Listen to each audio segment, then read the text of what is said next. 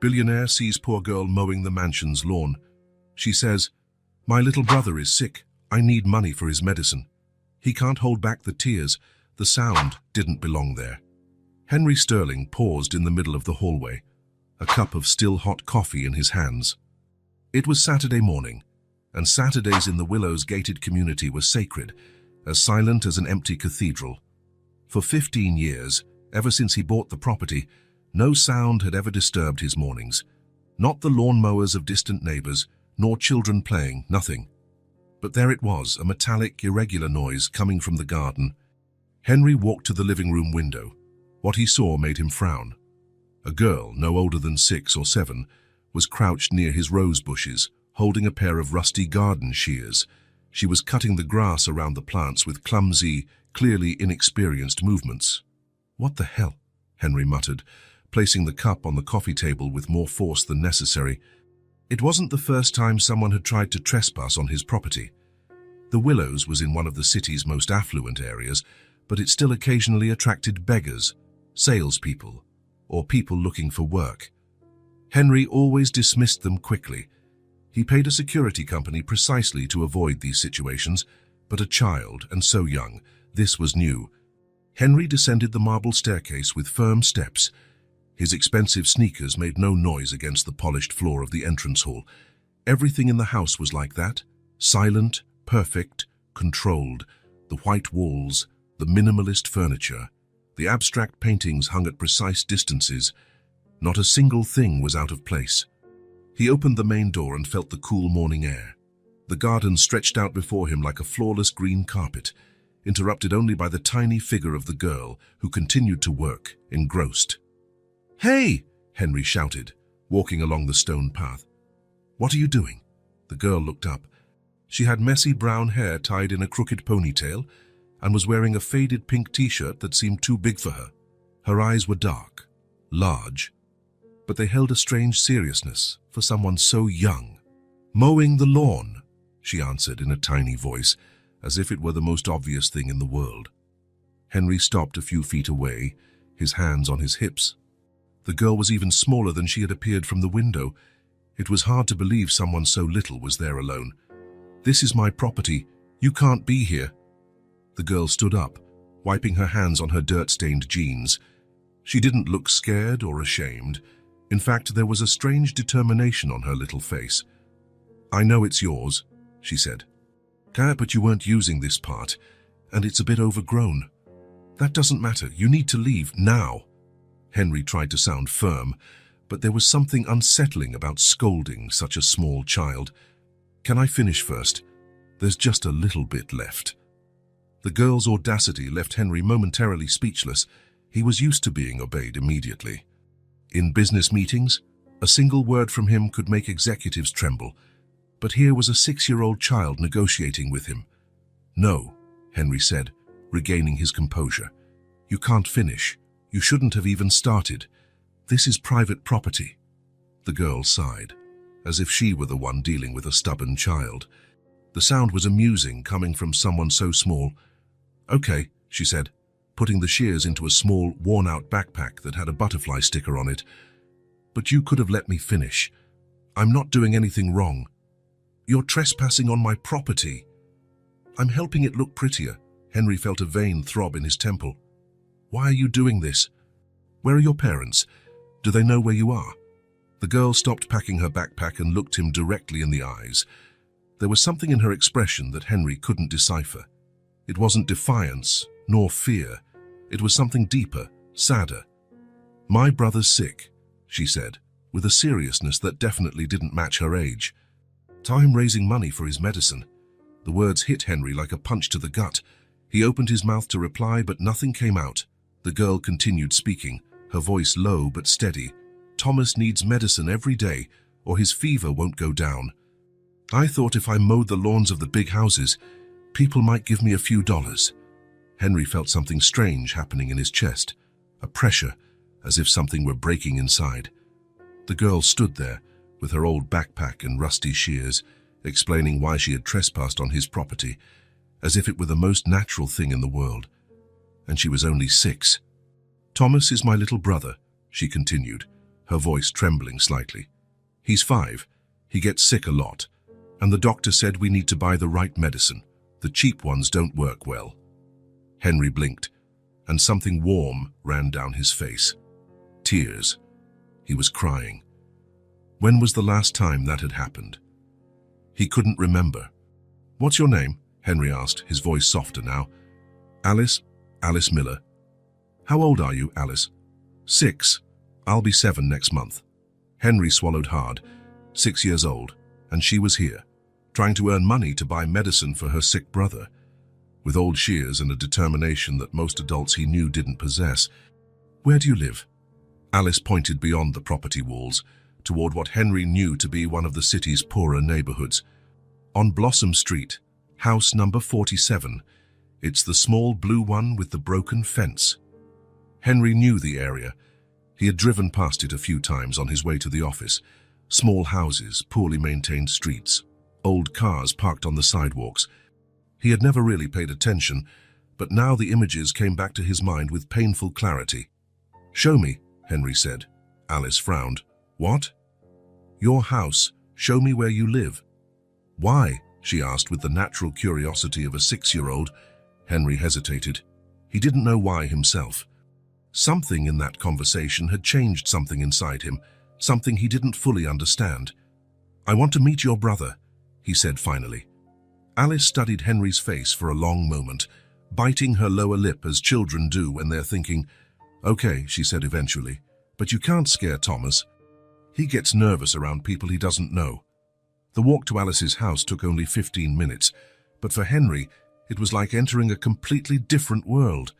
The girl walked beside him with small, quick steps, chattering nervously about random things, like how she learned to use the shears, how she knew Saturday was the best day to mow lawns because people were home. They left the affluent area of the gated community and entered a neighborhood where the houses were small and close together. Some had well-kept gardens, others were clearly neglected. Children played in the streets, and adults chatted on their porches. Henry had never been here before. Even driving by, he had never really seen it. House number 47 was exactly as Alice had described. Small, tiny, faded blue house with a wooden fence that was half fallen. The front yard had more dirt than grass, and there were toys scattered on the porch, a doll with no hair, a few broken cars. "This is it," Alice said, opening the gate, which creaked loudly. Henry followed her up the path to the front door. The paint was peeling, and one of the windows had a cracked pane that someone had fixed with duct tape. Alice opened the door without a key. "Thomas," she called in her tiny voice, "I'm home." The inside of the house was even more striking than the outside, not for its beauty, but for the raw reality that Henry had never witnessed up close. The living room was tiny, with an old sofa that had patches on the cushions and a small television on top of a wooden crate. The floor was worn tile, and the walls had damp stains in some places, but there was something more. There was life there. Children's drawings taped to the refrigerator, a colorful blanket thrown over the sofa, storybooks stacked on a small table. It was messy, yes, but there was a warmth that Henry's mansion, with all its perfection, had never possessed.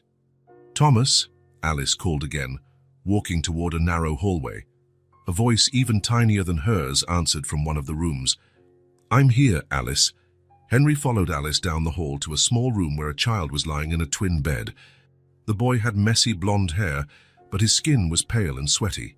Even from a distance, Henry could see he had a fever. "This is Thomas," Alice said, sitting on the edge of the bed and placing her small hand on her brother's forehead. "Thomas, this is... What's your name again?" "Henry," he answered, feeling strangely out of place in that small room. Thomas looked at Henry with big, curious eyes, just as large as his sister's. "Are you Alice's friend?" Henry didn't know what to say. Was he? They had met less than an hour ago, and it had started with him trying to kick her off his property. "He is," Alice answered for him, with the simple confidence of a child. "He came to see how you are." Thomas smiled, a weak but genuine smile. "I'm better today. Yesterday I couldn't even play." Henry felt his chest tighten. This child was clearly sick, yet he was trying to seem strong for his sister. "Where's Mom?" Alice asked. "She went to work." Said she won't be back till late. Alice nodded as if this were normal, and Henry realized it probably was. Mom cleans offices at night, Alice explained to Henry simply. Henry watched the scene. Alice, just 6 years old, taking care of her sick brother, shouldering responsibilities no child should have, Thomas trying to be brave despite being clearly in pain, her mother working night shifts to try to pay the bills. "What medicine does he need?" Henry asked. Alice went to an old dresser and picked up a crumpled prescription. She had to stretch on her tiptoes to reach it. "This one, but it costs $150, and we can only afford a similar one that costs $30. The doctor said the cheap one doesn't work well." Henry took the paper and read it. It was a common antibiotic, nothing particularly expensive for someone with his wealth. $150. He spent more than that on a single meal. "Let's go to the pharmacy," Henry said. "What?" Alice asked, her eyes wide. "We're going to buy the medicine." "Now," Alice shook her little head, "I don't have enough money. I only made $5 mowing your lawn." "I'll pay." The silence in the room was total. Alice stared at him as if he had spoken a foreign language. "Why?" she asked with the raw honesty of a 6-year-old. Henry looked at Thomas, who was watching him with those big, trusting eyes, then at Alice, who was staring at him with a mixture of hope and confusion. "Because it's the right thing to do," Henry answered. And for the first time in years, he felt he was speaking an absolute truth. The pharmacy was just 2 blocks from the house. Henry took Alice's small, warm hand to cross the streets, a gesture he made automatically and which surprised him. Alice didn't let go of his hand once during the walk. At the pharmacy, Henry paid for the medicine without hesitation and also bought a few extra things the pharmacist recommended. Children's vitamins, a better thermometer, and a strawberry-flavored cough syrup. "That's a lot of money," Alice whispered, looking at the bags. "No, it's not," Henry replied, and realized that for him, it really wasn't. When they returned, Thomas was already asleep. Alice gave him the first dose of the medicine with the care of an experienced nurse, and Henry watched her tend to her brother with a tenderness that left him speechless. "Tysis, thank you," Alice said when they left the room, her voice low so as not to wake Thomas.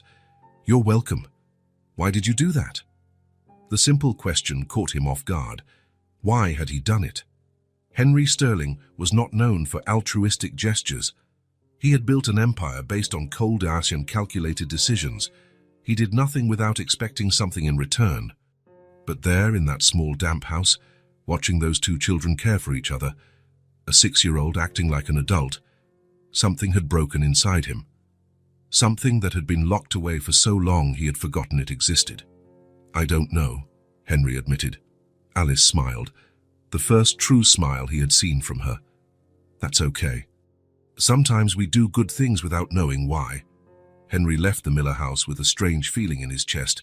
The sun was setting, and he drove back to the Willows in silence, trying to process what had happened. When he got home, the mansion seemed different. It was still perfectly clean and organized, but now the silence wasn't comforting. It was oppressive.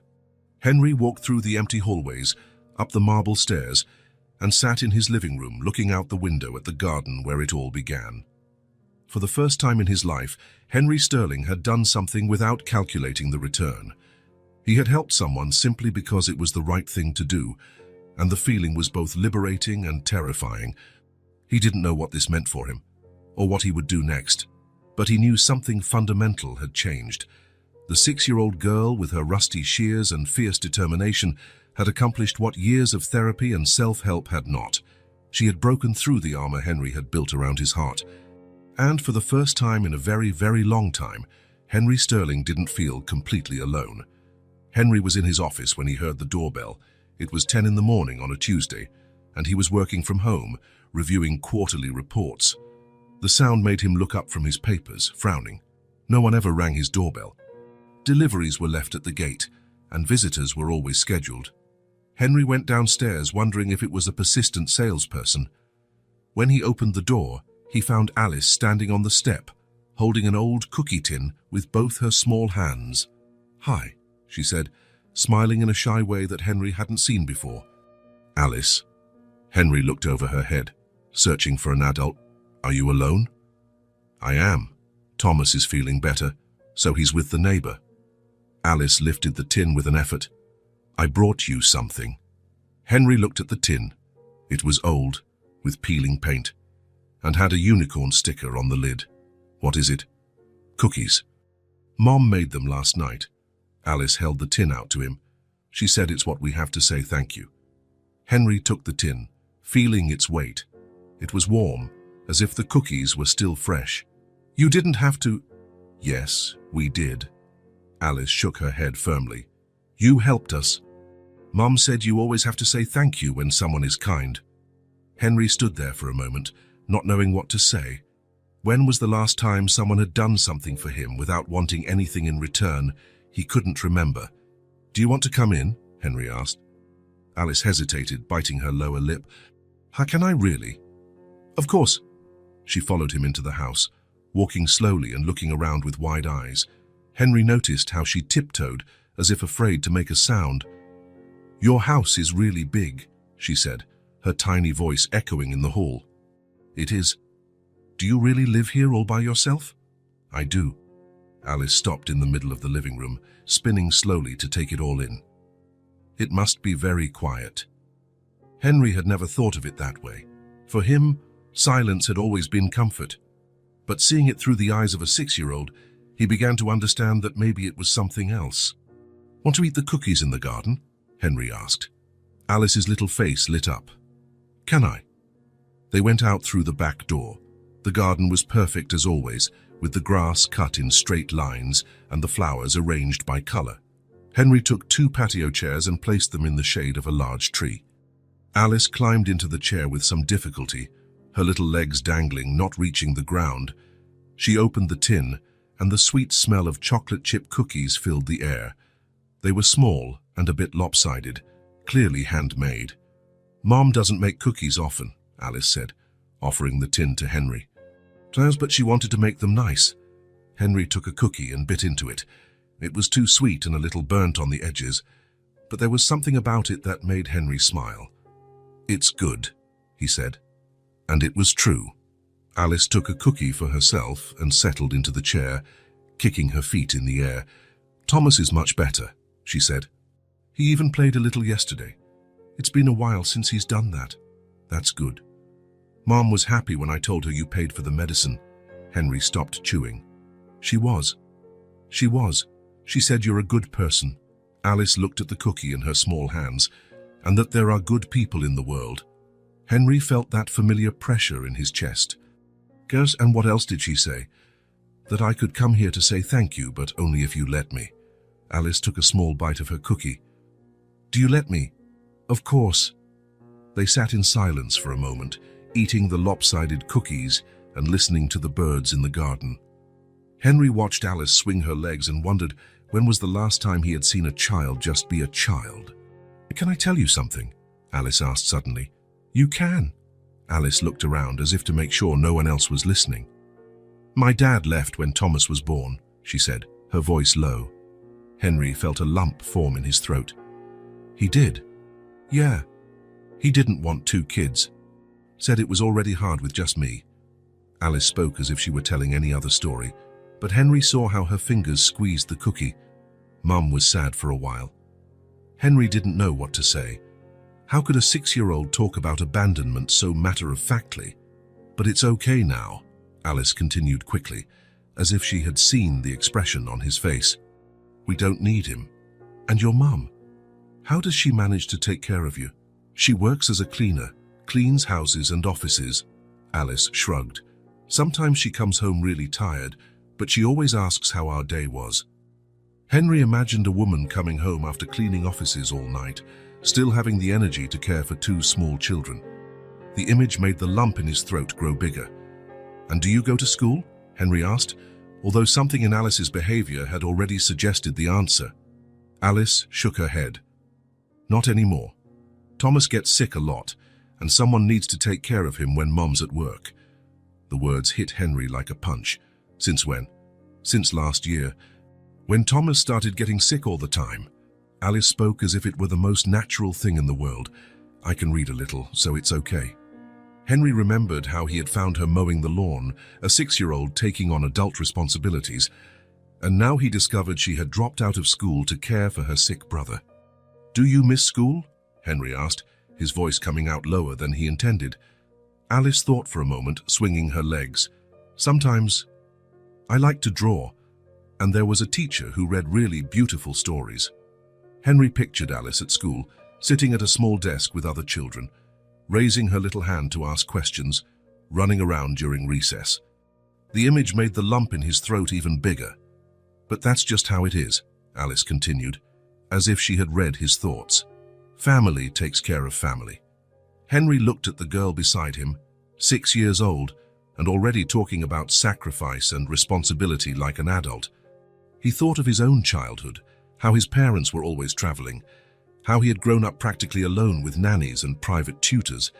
He had had everything money could buy, but he had never had what Alice had, someone who cared enough to sacrifice everything for him. "Your mom must be proud of you," Henry said. Alice smiled, and this time it was a true smile that lit up her whole face. "She says I'm brave, but I think she's the brave one, taking care of us alone." Henry watched Alice talk about her mother, saw how her eyes sparkled with admiration. When was the last time he had felt something like that for someone? When was the last time someone had spoken of him that way? "But what about you?" Alice asked suddenly, looking at him with those big, curious eyes. "Your family?" Henry hesitated. How could he explain to a 6-year-old that he had grown up in a family where love was something negotiable, that his parents saw him more as an investment than a son? "I don't have a family," Henry said simply. "So everyone has a family," Alice said with the strange wisdom of children. "Sometimes they just don't live together." "Mine doesn't exist anymore." Alice studied him with those serious eyes, too old for her age.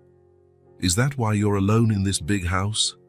Henry nodded, not trusting his own voice. "Oh, that must be sad," Alice said, and there was genuine compassion in her tiny voice. They sat in silence for a while, eating the lopsided, overly sweet cookies from Clara Miller. Henry looked at Alice and saw a child who had lost her childhood to care for her family. Alice looked at Henry and saw a man who had lost his family to get everything else. "Can I come back another day?" Alice asked when she finished her cookie. "Of course," Henry replied, and was surprised by the quickness of his answer. "Promise you won't get tired of me. Thomas says I talk too much sometimes." Henry looked at this brave 6-year-old girl with her homemade cookies and her stories of sacrifice and love, and felt something he hadn't felt in years, the desire for someone to come back. "I promise," he said. And for the first time in a long time, Henry Sterling made a promise he intended to keep. "Okay." Alice jumped down from the chair and closed the cookie tin. "I'll leave the rest of the cookies with you. Mum said good food is meant to be shared." Henry took the tin, feeling its weight and warmth. It was the first time in years someone had cooked especially for him. "Thank you," he said. "You're welcome." Alice smiled and waved. "But by Henry."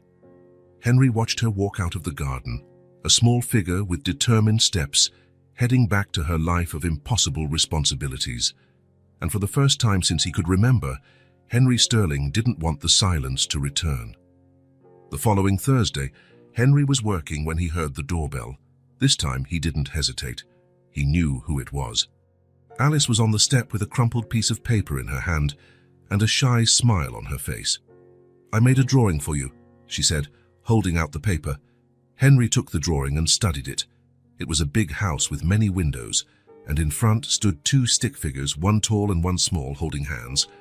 At the top of the page, written in crooked letters, was Henry and Alice. "That's us," Alice explained, standing on her tiptoes to point. "You're the big one, and I'm the little one." Henry felt something warm spread through his chest.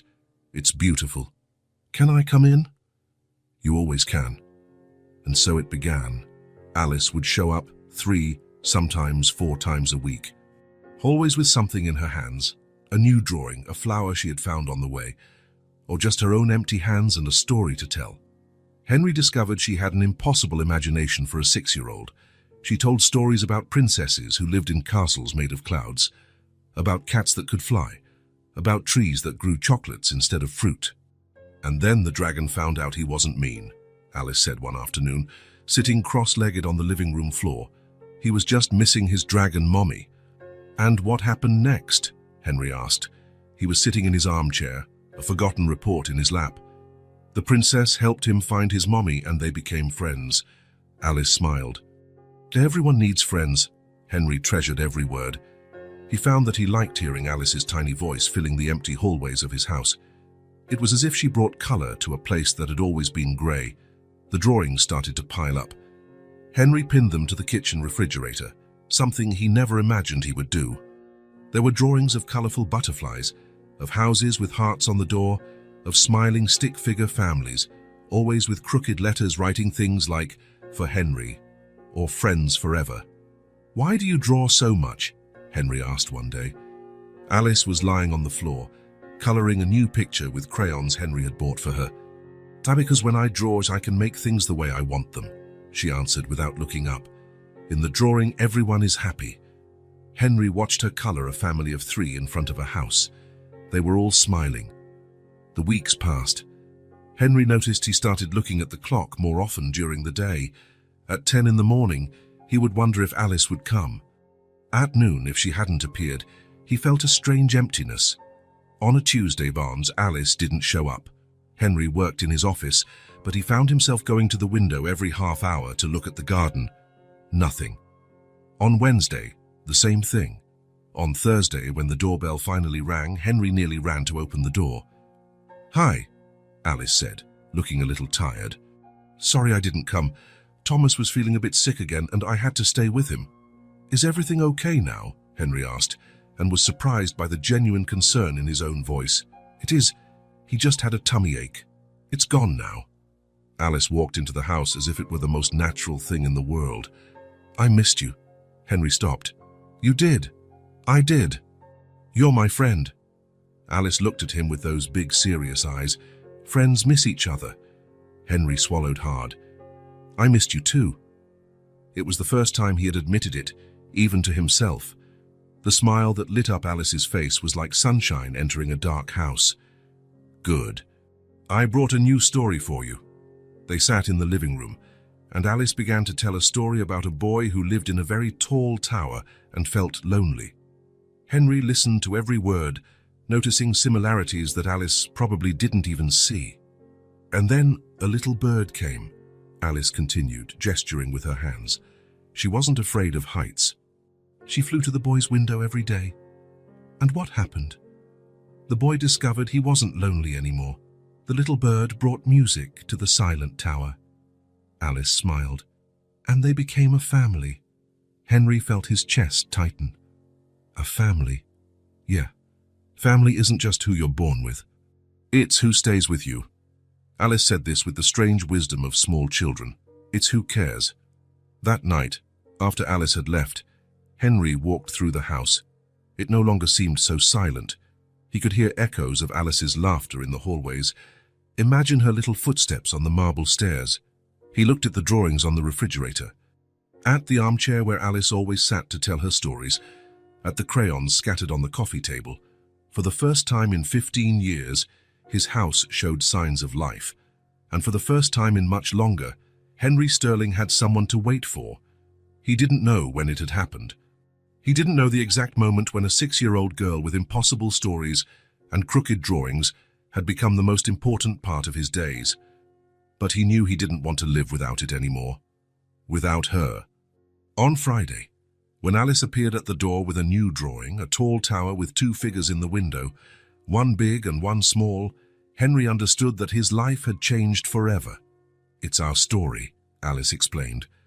"The boy in the tower and the little bird." Henry looked at the drawing and saw the simple truth that a 6-year-old had managed to capture.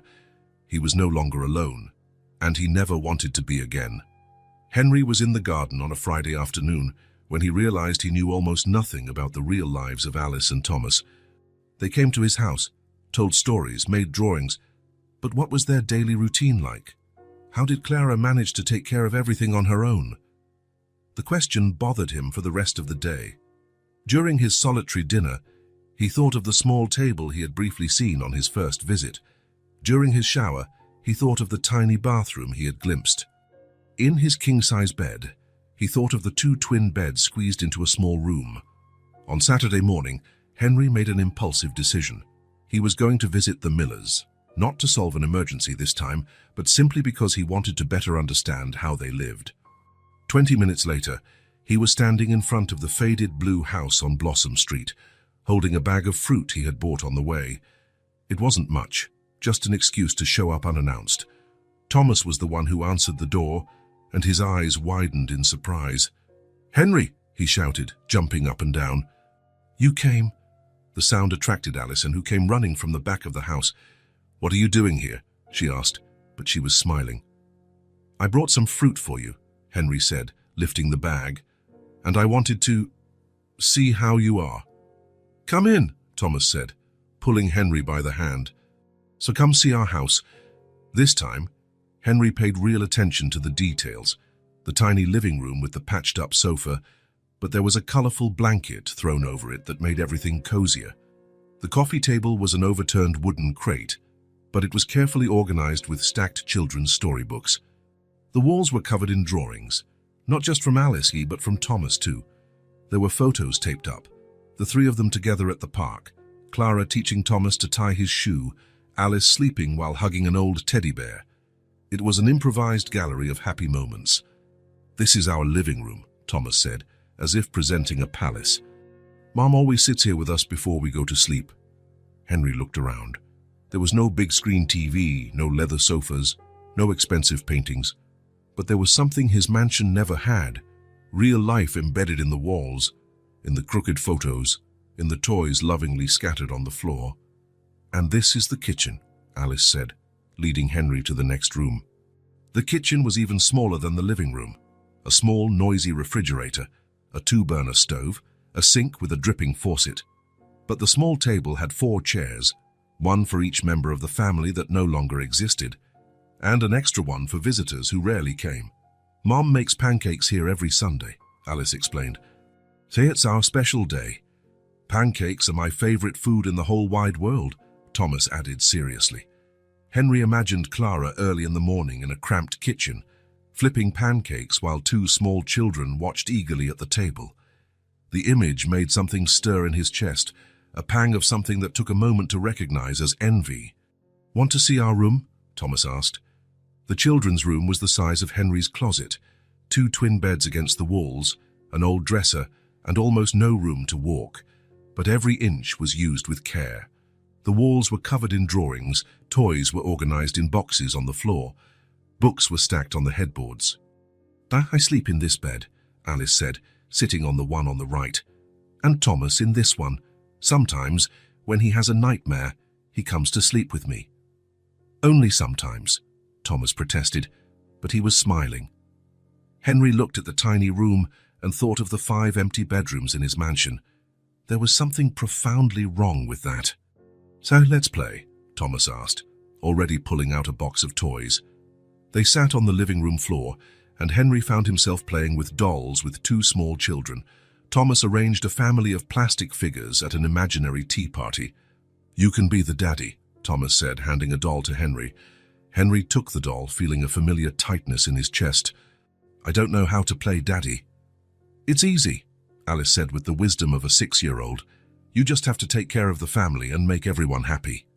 They played for over an hour. Henry discovered he was good at making funny voices for the dolls, and that laughing with 2 children was infinitely better than any business meeting he had ever attended. The sound of a key in the door interrupted them. "Mommy!" Thomas shouted, dropping the toys and running to the entrance. Henry stood up, suddenly nervous. Clara Miller entered the room, and Henry saw her properly for the first time. She was young, no older than 28, but there was a deep weariness in her eyes. She wore a cleaning uniform and carried an old bag over her shoulder. But when she saw her children, her face transformed with a genuine smile that erased all the fatigue. "My loves," she said, bending down to hug Thomas and then Alice. "How was your day?" "Mom, Henry came to visit us," Alice announced. "He brought fruit and played house with us." Clara looked up and saw Henry standing there, still holding a plastic doll. For a moment, neither of them spoke. "Mr. Sterling," Clara said finally, her voice low but respectful, "I didn't know you were here." "Henry," he corrected. Just Henry and I wanted to get a better sense of where you live. Clara studied his face for a moment, as if trying to understand his intentions. I hope you don't mind, Henry added quickly. I brought some fruit. The smile that appeared on Clara's face was small but sincere. Thank you. And of course I don't mind. It's nice to have a visitor. Mom, he does funny voices for the dolls, Thomas announced. Clara laughed, a beautiful sound that filled the small room. Really? And he's learning to be a pretend daddy, Alice added. Henry saw Clara blink quickly, as if holding back tears. How about I make a snack for everyone? Clara asked, changing the subject. You don't have to bother, Henry said quickly. It's no bother. You must be hungry after playing so much. Henry followed Clara to the kitchen and watched her open the refrigerator. She studied the contents carefully. A few eggs, a little milk, leftovers in small containers. I can make scrambled eggs, Clara said, more to herself. Henry felt his chest tighten. She was offering to share the little food she had with a man who could buy the entire supermarket without feeling a difference in his bank account.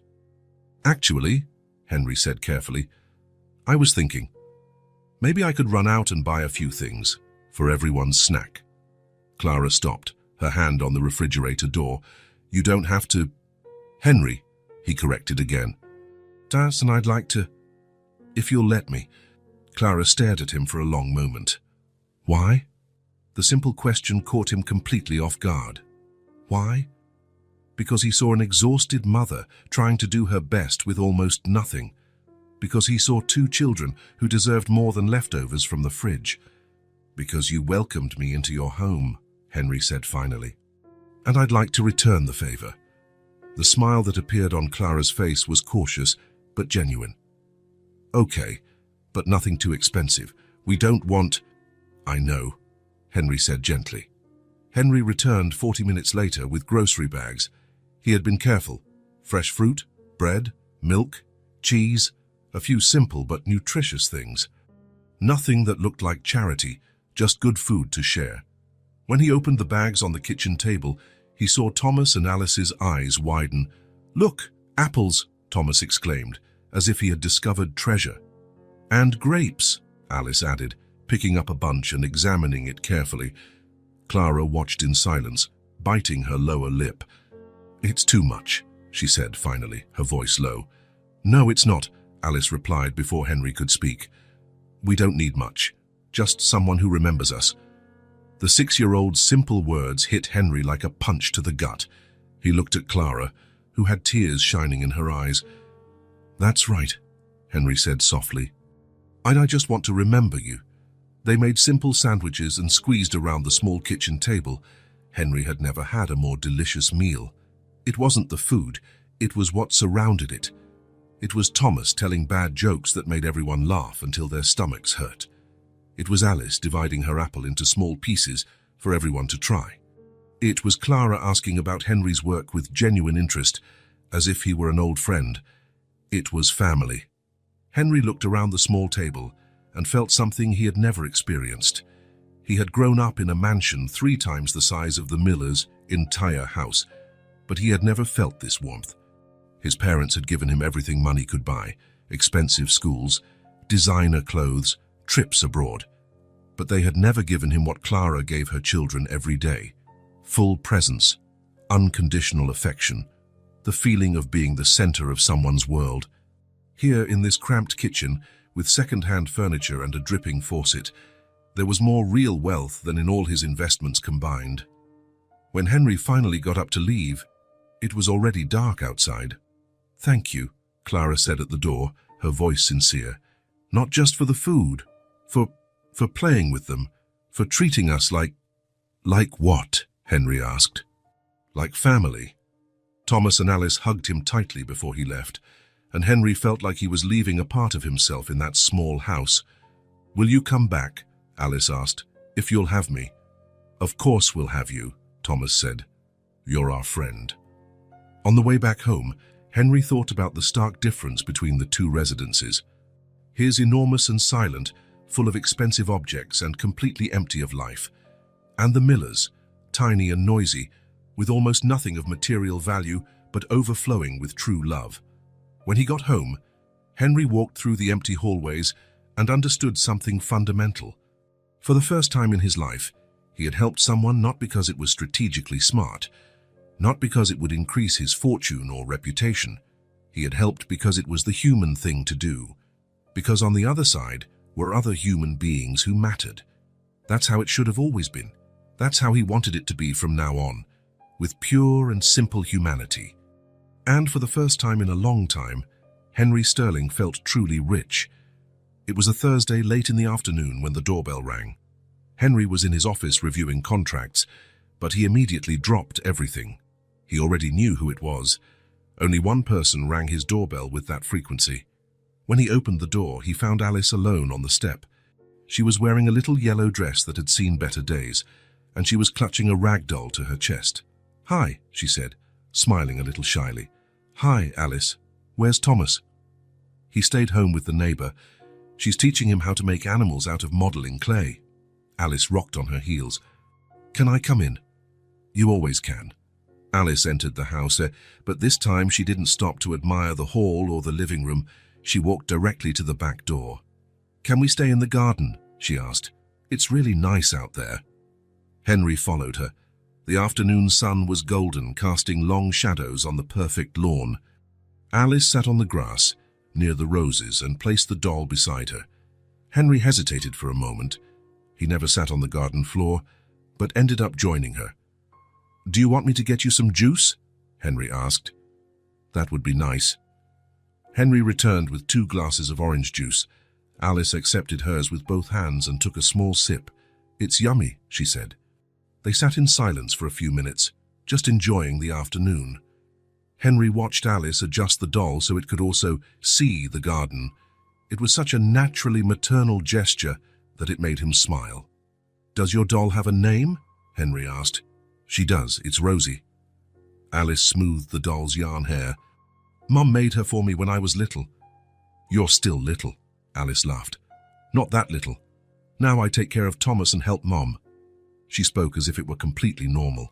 "Rosie helps me not be scared when it's dark." Henry felt that familiar pang in his chest. A 6-year-old shouldn't have to be brave in the dark. She should be able to be a child, to be afraid, to know that there would always be someone nearby to comfort her. "What are you afraid of in the dark?" Henry asked gently. Alice thought for a moment, swirling the juice in her glass. "Sometimes I'm scared that something will happen to Mum when she's at work. Or that Thomas will get sick again and I won't know what to do." The raw sincerity of the answer left Henry speechless. Alice carried worries that adults struggled to handle, and she was only 6. "But Rosie reminds me that I'm strong," Alice continued, hugging the doll, "and that Mom always comes home." They returned to a comfortable silence. A gentle breeze swayed the flowers, and a few birds sang in the trees. Henry watched Alice look around the garden, then at the huge house behind them. Her eyes scanned the enormous windows, the white columns, the vastness of the property. Henry saw her mentally count the rooms she could identify from the windows. "Henry," Alice said finally, her voice low and curious.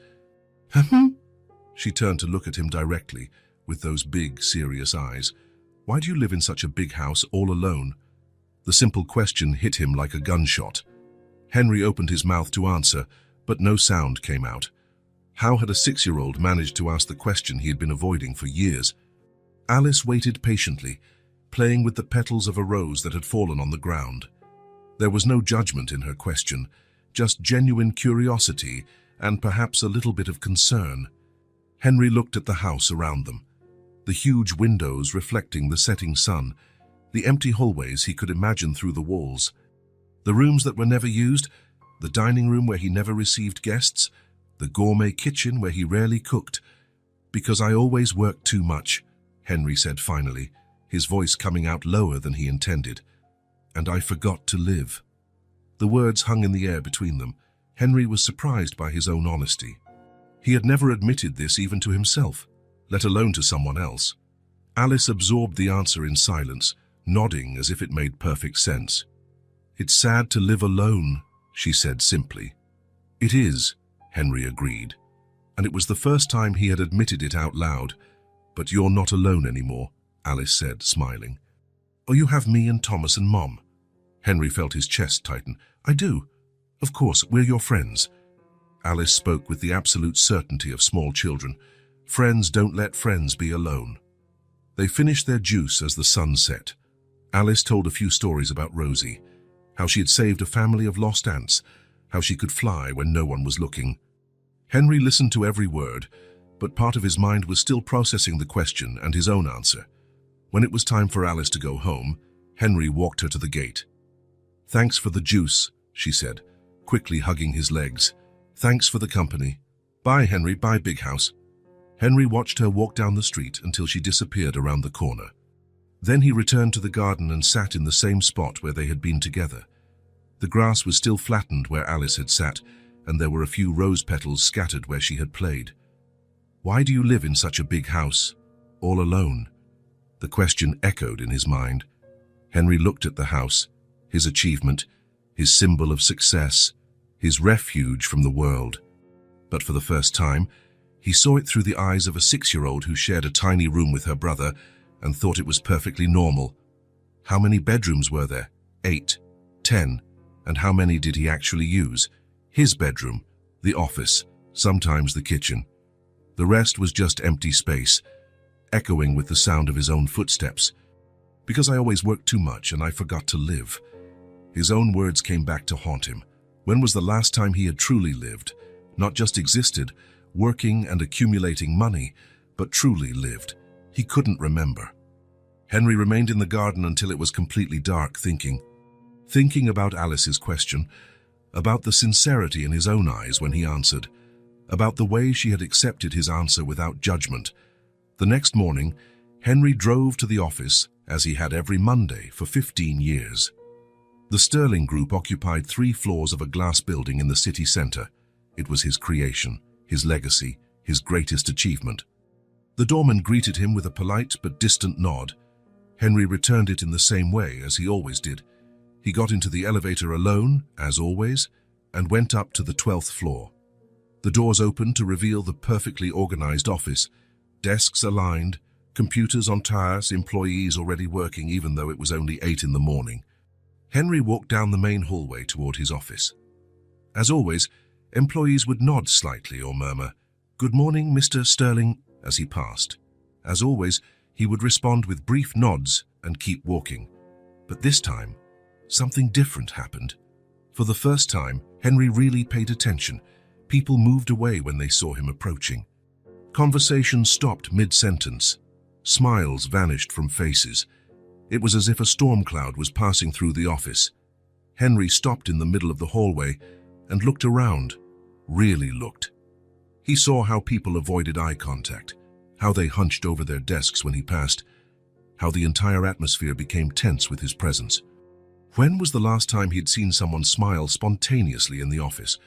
When was the last time he had participated in a casual conversation with an employee? He couldn't remember. Henry reached his office, a huge room with a panoramic view of the city, expensive furniture, trophies and certificates hanging on the walls. He sat in the leather chair behind the mahogany desk and looked through the glass walls at the rest of the office. His employees worked in silence. There were no laughs, no lively conversations, no sign that these people enjoyed being there. It was efficient, yes, productive, certainly, but it was completely devoid of humanity. At 12:30, Henry went down to lunch at the building's executive restaurant. It was an elegant place, with well-spaced tables and a view of the city. As always, he sat alone at a table for 2. The waiter brought his usual order without him having to speak. Grilled salmon, salad, sparkling water. Henry ate in silence, observing the other tables. Executives lunched in groups and discussing business or laughing at jokes. There was movement, energy, life. But no one approached Henry's table. No one invited him to join them. He was feared, respected, but not welcome. When was the last time someone had invited him to lunch for pleasure? Not out of obligation. He couldn't remember. Henry returned to the office and spent the afternoon reviewing reports, approving budgets, making decisions that would affect hundreds of people. It was what he always did. It was what he did best. But now there was a difference. Now he could hear the silence in the hallways when he passed, the silence in the meeting room when he entered, the silence around his table in the restaurant, the silence in his life. At 6 in the evening, as the office began to empty, Henry stood watching from his window. He saw groups of employees leaving together, chatting animatedly, making plans for happy hour or the weekend. He saw families reuniting in the parking lot, children running to hug their parents arriving from work. And he stood there, alone in his 12th floor office, surrounded by all the symbols of his success. There were diplomas on the walls, from Stanford, summa cum laude, trophies from business awards he had won over the years, photos of him shaking hands with politicians and celebrities, a picture from Forbes magazine where he was featured on the list of most promising young entrepreneurs. Everything was there. All the achievements he had chased since he was 20, all the success he had imagined would make him happy, but he was completely alone. What was once comfort, the silence, the control, the respectful distance from others, now weighed on him like a lead cloak. Henry understood that he had built an empire, but in the process, he had completely isolated himself from the world. "Why do you live in such a big house, all alone?" Alice's question returned with full force. He lived alone because he had chosen work over relationships. He had chosen money over human connections. He had chosen success over life. Henry thought of the small table in the Miller's house, where 4 people squeezed together and laughed. He thought of the way Thomas had jumped into his arms, the way Alice trusted him completely, the way Clara had treated him like family. He compared that to his dining table for 12, where he always ate alone, to his 8 empty bedrooms, to his silent hallways.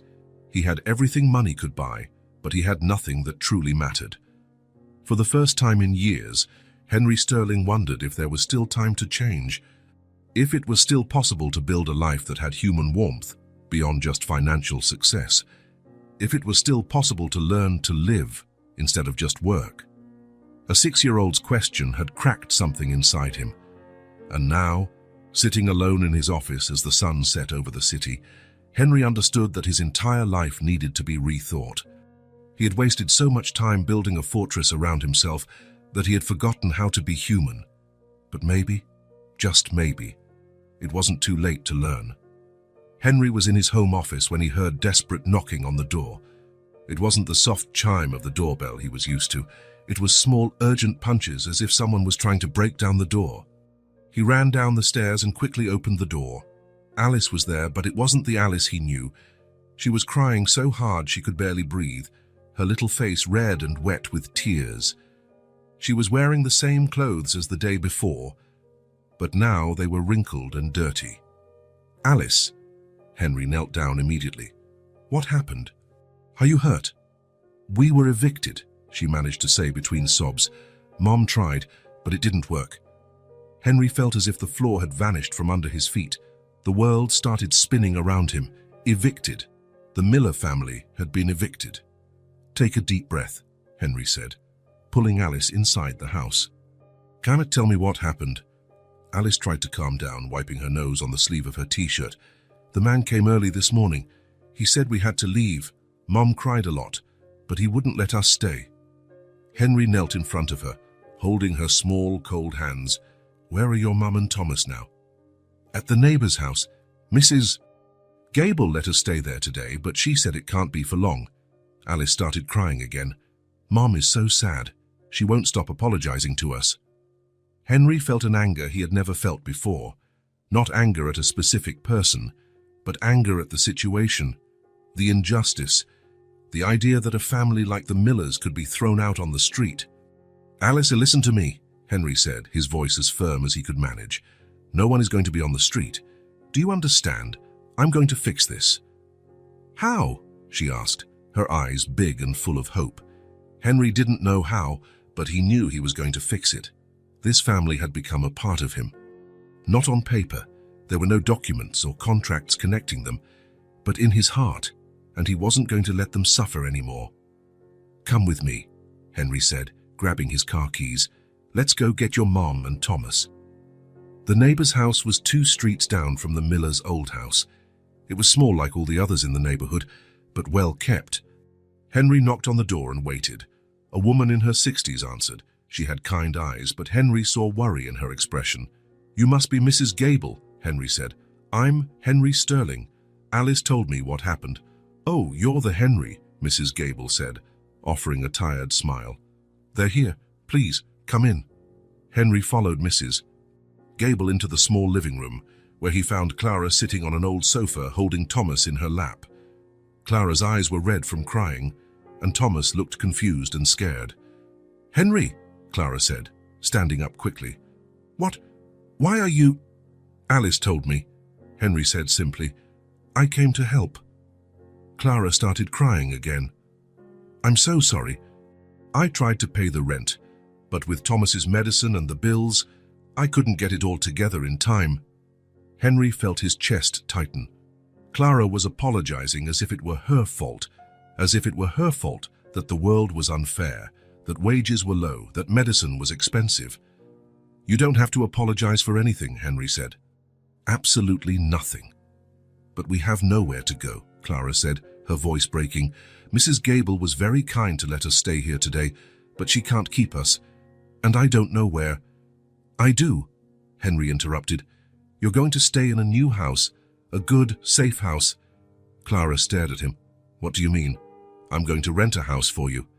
"A real house, where you can stay for as long as you need." "Henry, no." Clara shook her head. "We can't accept that. It's too much." "Why is it too much?" Henry asked. "You're my family now." The words came out before he could think about them, but as soon as he said them, Henry realized they were true. The Millers were his family, the only family he had. Thomas slid from his mother's lap and ran to Henry. "Are you going to give us a new house?" "I am," Henry said, picking the boy up. "A house with a yard for you to play in." "With a swing?" Thomas asked, his eyes shining. "With a swing," Henry promised. Henry spent the rest of the day on the phone. He called real estate agents, explained what he needed. A 3-bedroom house in a safe neighborhood, available immediately. He explained that money was no object, that he could pay in advance, that he just needed it to be fast. In 2 hours, he had 5 options to see. The third house they visited was perfect. It was on a quiet, tree-lined street with well-kept houses and children playing on the sidewalks. It had 3 bedrooms, 2 bathrooms, a spacious kitchen, and a backyard with a large tree. "This one," Henry said to the agent. "How much is the rent?" $4,000 a month plus security deposit, the agent replied. Henry didn't even hesitate. "I want to rent it for 2 years, paid in advance." "Mr. Sterling, that's almost $100,000. "I know how much it is," Henry said. "When can I bring the family?" Clara was silent throughout the entire visit. She walked through the rooms with an expression of someone who couldn't believe what she was seeing. The bedrooms were larger than the living room of her old house. The kitchen had an island in the middle and new appliances. The backyard had green grass and enough space for the children to run. "It's too big," Clara said finally. "It's the right size," Henry corrected. "You deserve space." Alice and Thomas ran through the backyard, shouting with joy. Alice climbed the tree. Thomas rolled on the grass. It was the first time Henry had seen them with real space to be children. "Can I have my own room?" Alice asked, running back to them. "You can," Henry said. "You and Thomas can have separate rooms if you want." "I want to stay near Alice," Thomas said quickly. "So that you can share the big room and use the other one to play," Henry suggested. The children's eyes widened as if he had offered them a castle. The next day, Henry went shopping. Not the expensive shopping he was used to. He went to simple, practical furniture stores that sold nice but not extravagant things. He bought twin beds for the children, a queen bed for Clara, a round dining table with 4 chairs, a comfortable but not luxurious sofa, basic appliances, everything a family needed to be happy. "Would you like the mahogany furniture?" the saleswoman asked. "We have a very nice executive line." "No," Henry said. "I want furniture a family can use without fear of ruining it. Furniture for living, not for admiring." When the furniture arrived and was assembled, Henry took the Millers to see the finished house. Clara entered slowly, touching everything carefully, as if afraid it would disappear. "I can't accept this," she said, but her voice lacked conviction. "It's already done," Henry said simply. "Oh, the house is yours." Thomas ran straight to the backyard. Henry followed him and saw the boy spinning with his arms outstretched, laughing loudly. "Is this our real house?" Thomas asked. "It is, forever." Henry looked at the 5-year-old boy who had spent his entire life without stability, without security, without knowing if he would have a roof over his head the next day. "Forever," Henry promised. Alice appeared at the back door, still exploring the house. "Henry, there's a bathtub," she shouted. "A real bathtub." Henry smiled.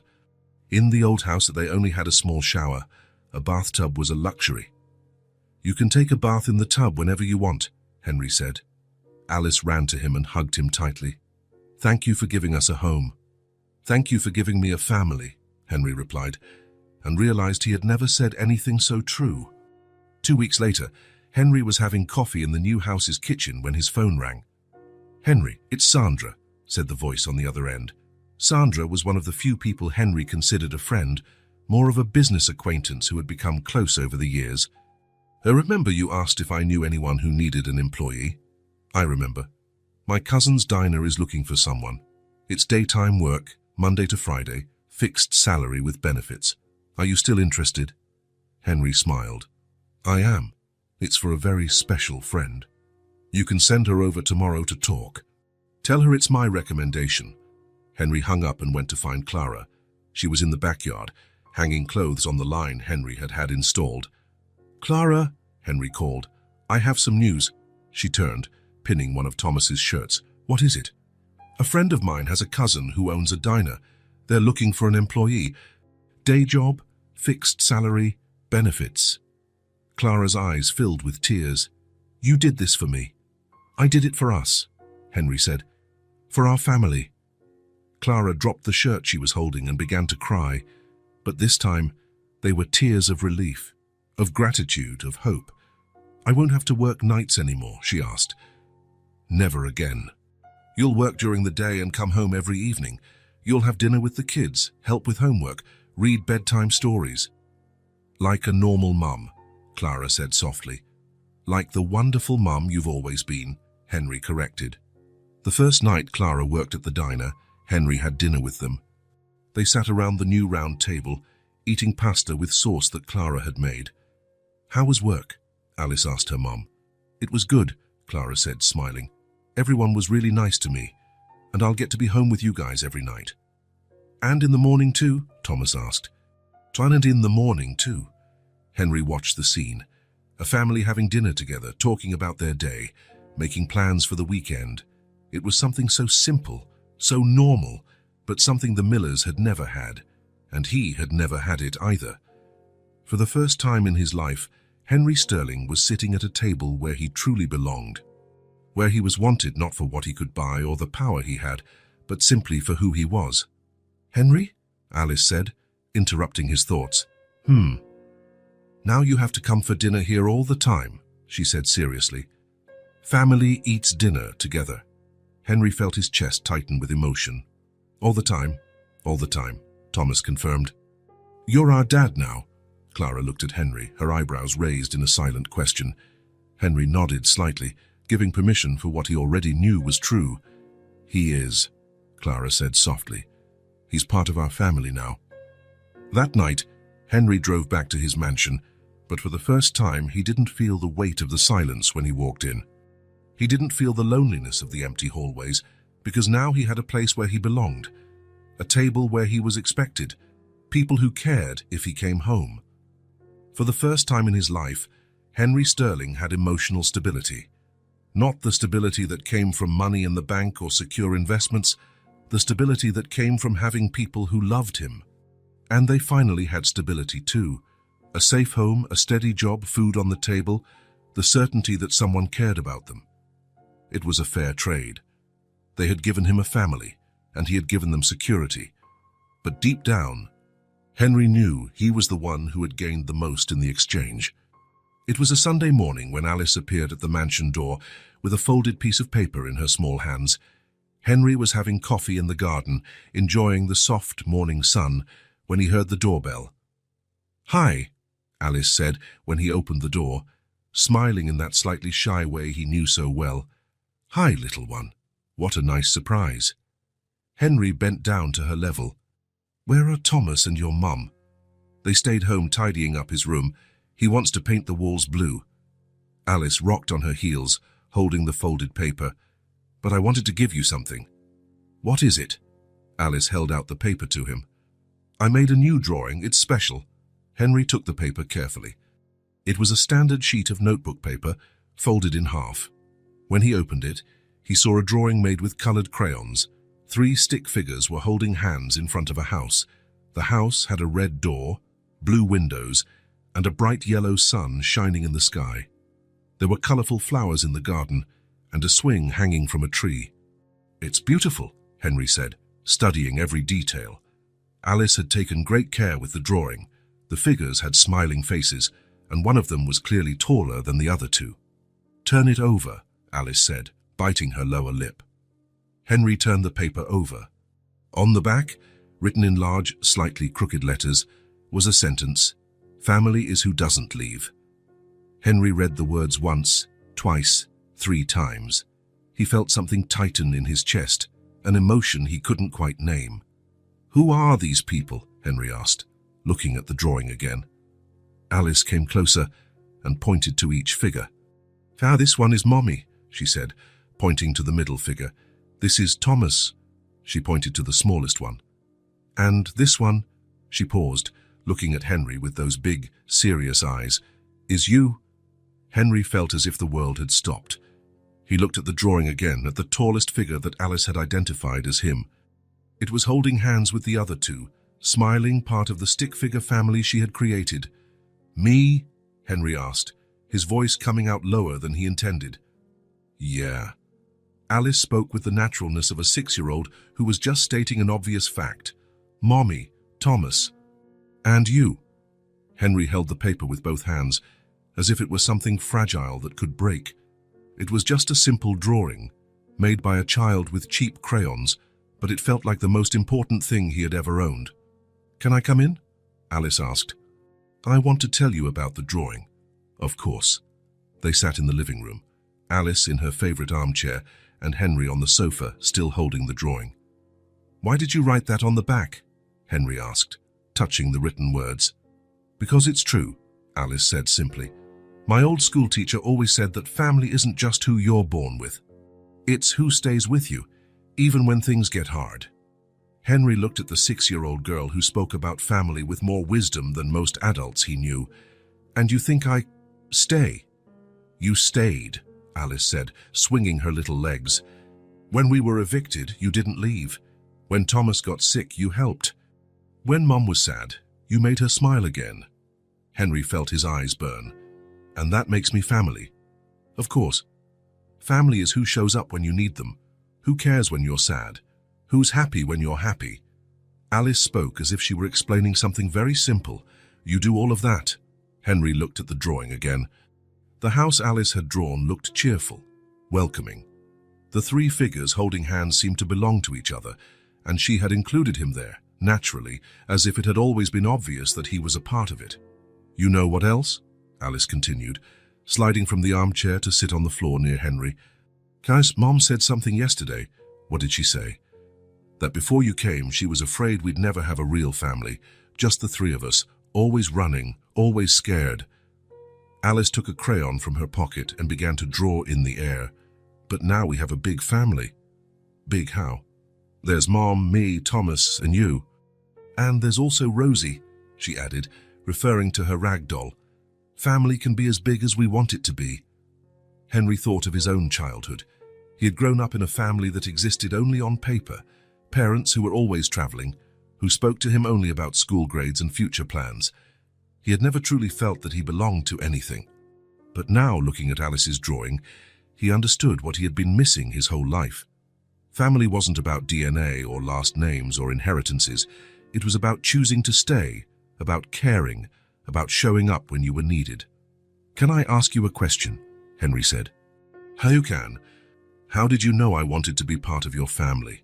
Alice tilted her head to the side. "I'm thinking, you always looked like you were searching for something. And after we met, you stopped looking like that." "Like what?" "Like you were lost, like you were lonely." Alice got up and went to the window. "Now you look like you found what you were looking for." Henry followed her gaze. Outside, the perfect garden stretched under the morning sun, but now he could imagine Thomas running on the grass, Alice having a picnic under the tree, Clara reading a book in a chair in the shade. He could imagine real life happening in that space that had always been merely decorative.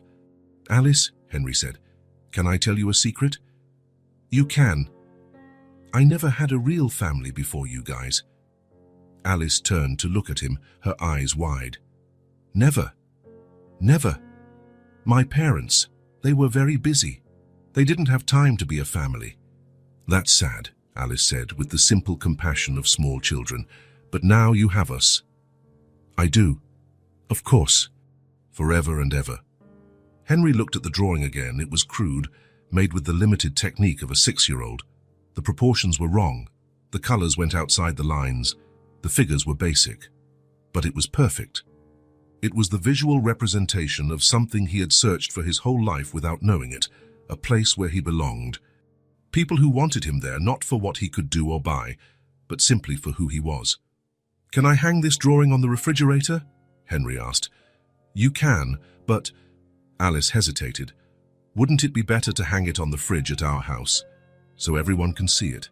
Our house, Alice had said our house, referring to the house where she, Clara, and Thomas lived. The house Henry had rented for them, but that Alice now considered his as well. "That's a good idea," Henry said. "Should we go there now?" "Let's go." Alice took his hand, small and warm, and they left the mansion together. On the way, she chatted about her plans to paint Thomas's room, about the new book her mum had bought her, about how she had taught Thomas to make bracelets with string. Henry listened to every word, but part of his mind was still processing the drawing he carried in his pocket.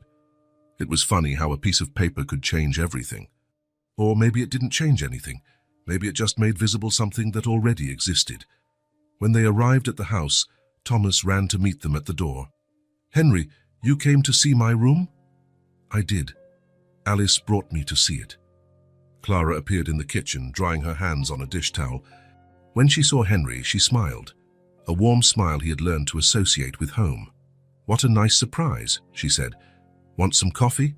"I would, but first—" Henry took the drawing out of his pocket. Alice made something special. He showed the drawing to Clara, who studied it carefully.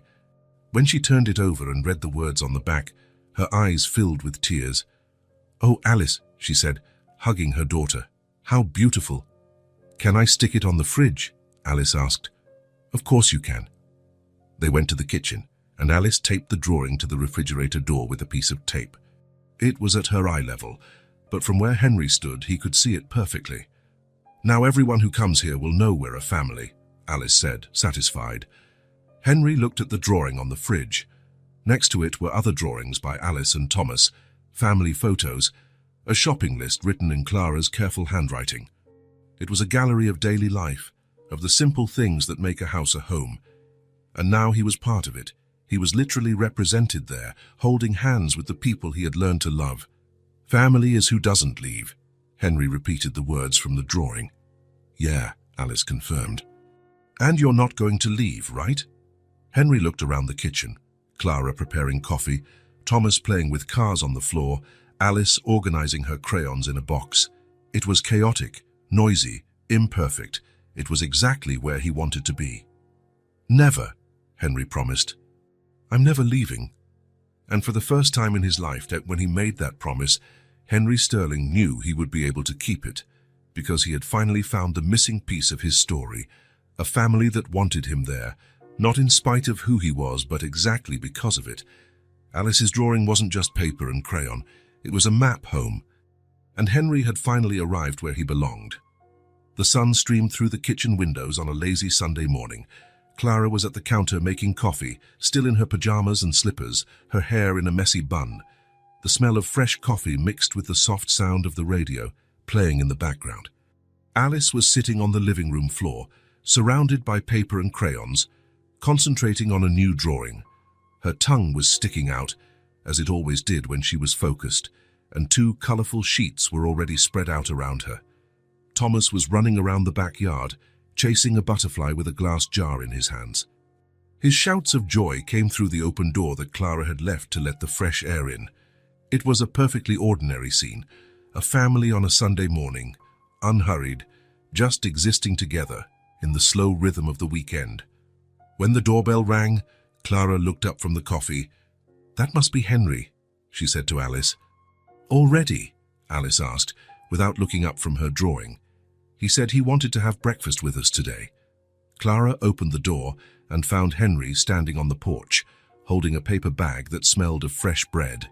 He was dressed more casually than usual, in jeans and a simple t-shirt, but there was something different about his face, a lightness that wasn't there before. "Good morning," Henry said, smiling. "I brought bread from the bakery." "How lovely. Come in, the coffee is almost ready."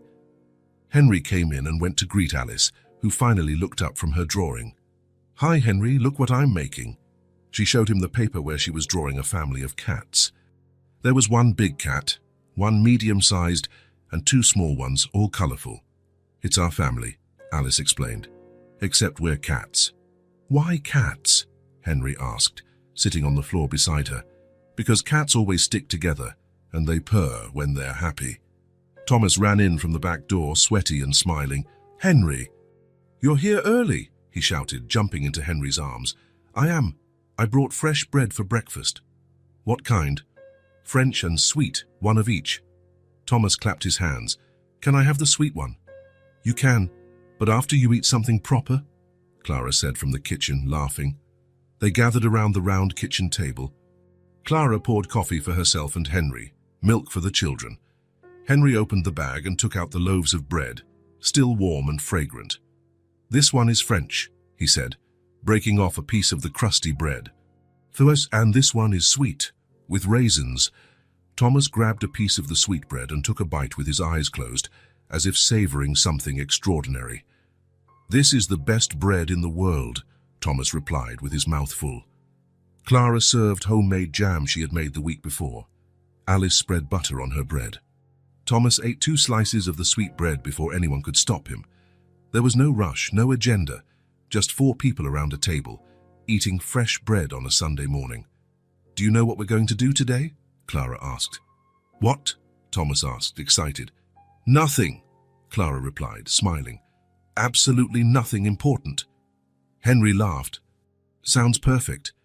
Can we watch cartoons?" Alice asked. "We can. And then you can play in the yard, and maybe in the afternoon we'll make popcorn." "And you're staying, Henry?" Thomas asked. Henry looked around the table. Clara was disheveled and in her pajamas, but she looked more beautiful than any woman he had ever seen at social events. Thomas had jam stuck to his face and was smiling as if he were the happiest boy in the world. Alice was swinging her legs in her chair and planning out loud all the drawings she was going to make. It was messy. It was imperfect. It was completely ordinary. It was the most precious thing Henry had ever experienced. "I'm staying," Henry said, "if you'll have me." "Of course we'll have you," Alice said. "You live here now." "I do. Not for sleeping, but in your heart. Your heart lives here." Henry felt something stir in his chest, an emotion so intense it almost hurt. After breakfast, they spread out through the house. Thomas went back to the yard, now trying to teach the butterfly to land on his finger. Alice settled on the living room floor with her drawings. Clara washed the dishes, humming softly. Henry sat on the sofa and watched. Nothing extraordinary was happening. No major achievement, no world-changing decision, no business deal being closed. Just life happening. A child playing in the yard, another drawing on the floor, a mother taking care of the house. Simple sounds, everyday movements, moments that wouldn't make any newspaper. But there was something there that Henry had been searching for his whole life without knowing what it was. Presence, not grandeur, not impressive achievements or expensive acquisitions, just the solid feeling of being exactly where he should be, with the right people, at the right time. Henry thought of his mansion, with its empty rooms and silent hallways. He thought of his office, where employees avoided him and he ate lunch alone. He thought of all the important meetings, all the million-dollar contracts, all the awards he had won. He had spent decades building an empire, accumulating wealth, chasing what he thought was success. He had worked 16 hours a day, sacrificed relationships, ignored his own humanity. But what really mattered was happening right now, in this small living room, with a 6-year-old girl drawing cats on the floor and a 5-year-old boy trying to make friends with a butterfly.